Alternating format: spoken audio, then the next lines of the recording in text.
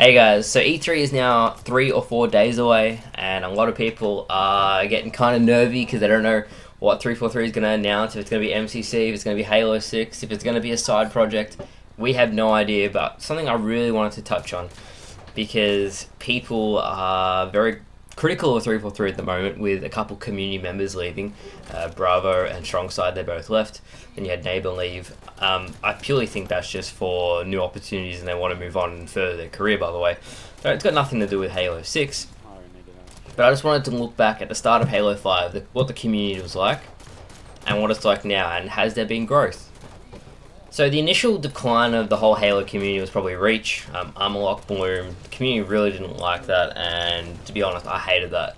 Then you went into Halo 4, even worse. I mean, BTB was okay on Halo 4, but there was no competitive scene. I remember the Bolt Shot when it launched. It was just a pocket shotgun that could one-hit everyone, and no one even bothered to use anything else.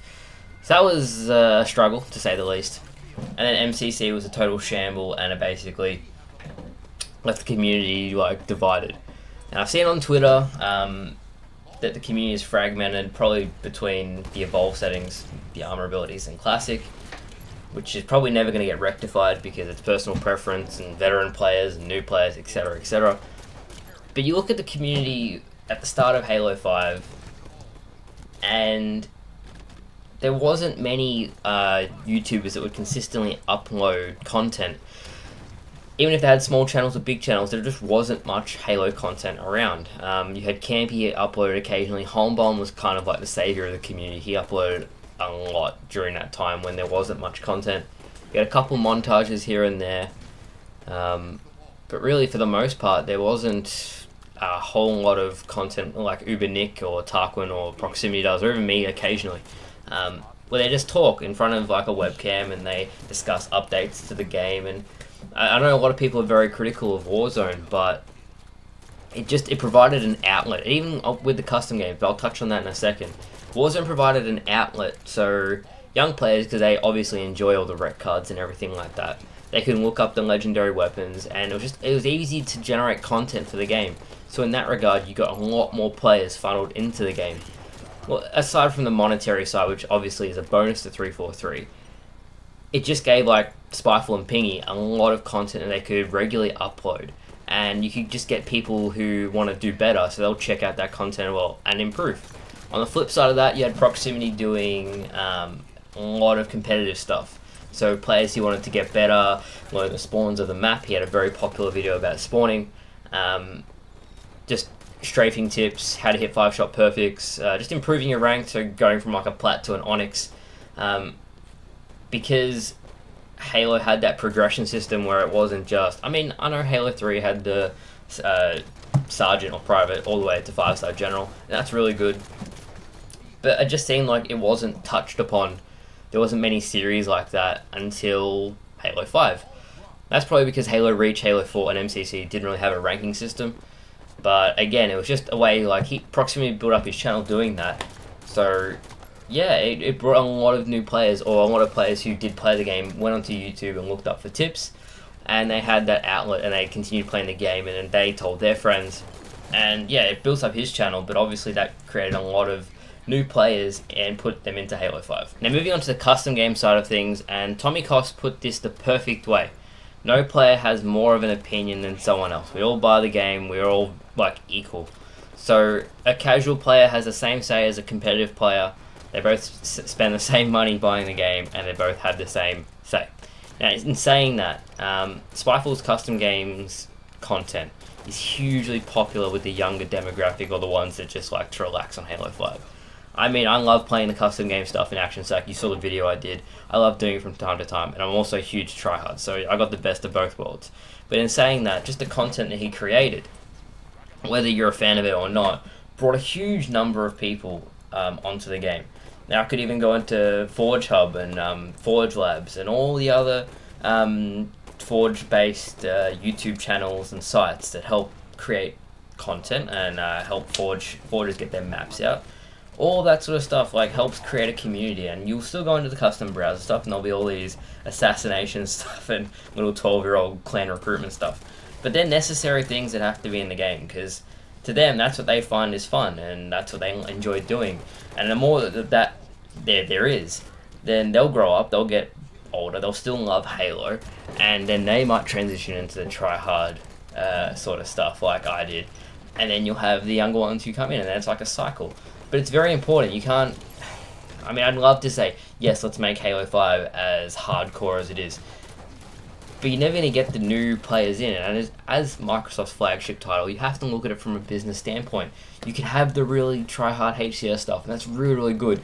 But you have to get the newer generations into the game. And what currently is popular is Battle Royale. So, I mean, I don't think 343 will ever take that approach because everyone will be up in arms. But at least with the rec cards with Warzone, which is something, it gets the new players involved because they liked... You see the rec pack opening videos. When Halo 5 first came out, they were getting hundreds of thousands of views. And just the legendary weapons, the assassinations in slow motion, they're saying that the younger players like to play. And sure, the really sweaty players, the 10% of the community might not enjoy seeing that. But a lot of others do. And you got to have the best of both worlds if you're going to have a successful game. So you can look at Spiteful's channel, and you look at the other YouTubers, like they're all at 40k now, 40k, that's Ubernick and Proximity. You got Spiteful's over 100k, Campy doesn't upload, he has over 100k. All these, obviously Campy still existed, but a lot of the other channels, like even Ubernick, he didn't have a shit ton of subscribers before Halo 5. He had some really popular Warzone videos with the Noble Team challenges, and he also had, I don't remember what it was like a Halo... Call of Duty copies Halo video that went viral, kind of viral. Even Luke the Notable, like his channel, I know he's had a couple big Fortnite videos, but he consistently puts out Halo content that portion of the community really, really enjoy. They love the campaign side of things and the story behind it and the lore. You go to Hidden Xperia, he talks about the Flood. A lot of these different content creators have really built up their channel over the past, well, since Halo 5 has come out. And you got to think, like, when Halo 6 comes out, they're going to have a lot better standing going forward with their bigger channels than they did when Halo 5 came out. And that's all positive things. You have HCS, you have MLG running it now. There's going to be a Gears Halo tournament.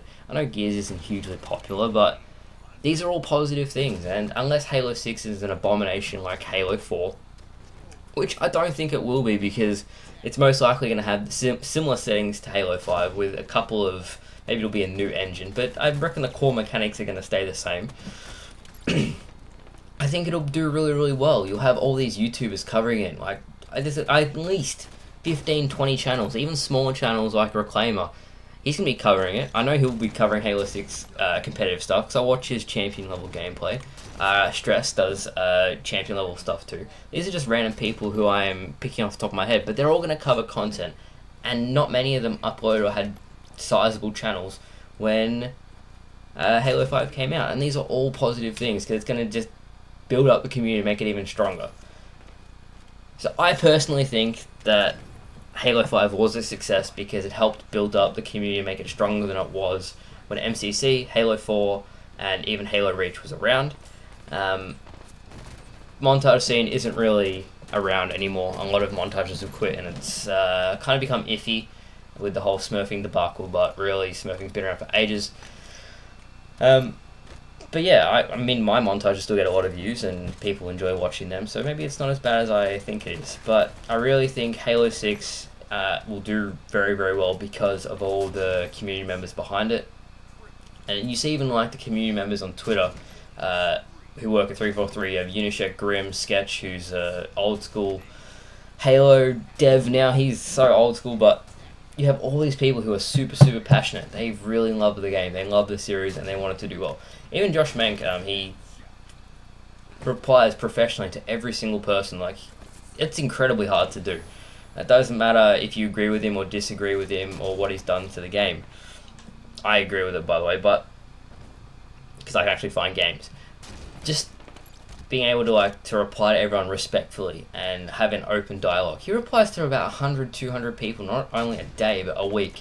And every comment is just trying to be positive. Like, he's not snarky or condescending towards anyone, and he could be very easily.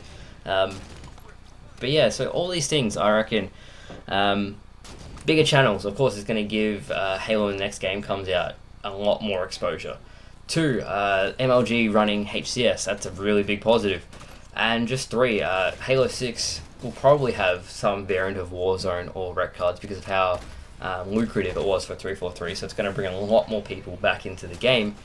So I think, one, from a content creator standpoint, it's going to be a lot to cover, so there's going to be a lot of people just checking stuff on YouTube, whether it's the new legendary weapons, whatever. 2, I feel like the new HCS season, like the first finals got over 100,000 viewers for the finals. I mean, it would have been great that Cloud9, that's what they were back then, CLG, no, not Cloud9, Counter Logic Gaming, oh my god, don't grill me for that. But yeah, if they didn't sweep, it would have probably gotten 150,000 viewers, and that was really cool to see. I could probably get the exact stats off Moses. But even like people like Moses, they're so dedicated to just helping the community. I reckon the game was a huge success, and I know the community's a lot smaller. That's just purely because Halo isn't the juggernaut game it was. But I do think there was growth in the community, even if it isn't reflected in the views of content creators now. So this video went a lot longer than I anticipated, but I covered a lot of necessary things that hopefully put everyone's minds at ease and just think, yeah, this game is actually in good hands. Like, the community has passionate content creators. The developers really care about the game. They're taking our input on. And we'll see in E3 in a couple of days what they have in store for us. And we also have MCC's second flight this weekend. So that'll be exciting, and I'll be covering that in an upcoming video. But thank you guys so much for watching. Yeah, that's all for now. See you guys later. I hope you all enjoyed.